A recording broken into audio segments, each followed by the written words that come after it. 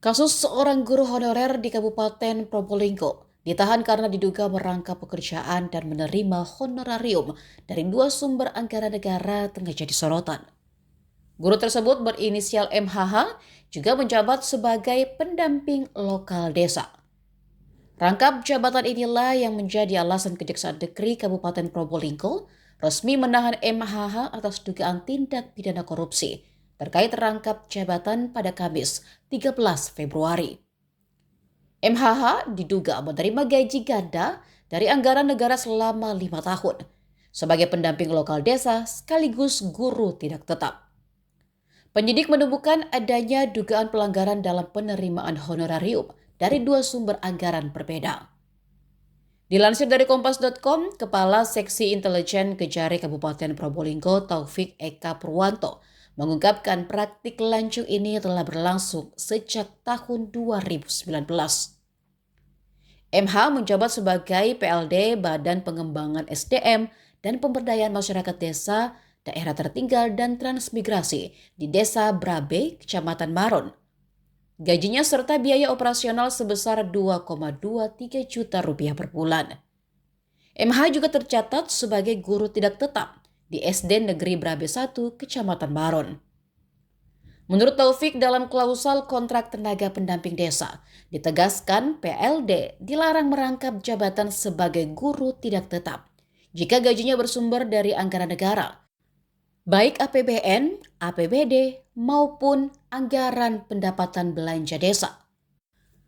Berdasarkan hasil audit, perbuatan tersangka selama periode 2019-2022 dan 2025 telah mengakibatkan kerugian keuangan negara sebesar 118 juta rupiah lebih. MH kini ditahan di rutan kelas 2B Keraksaan.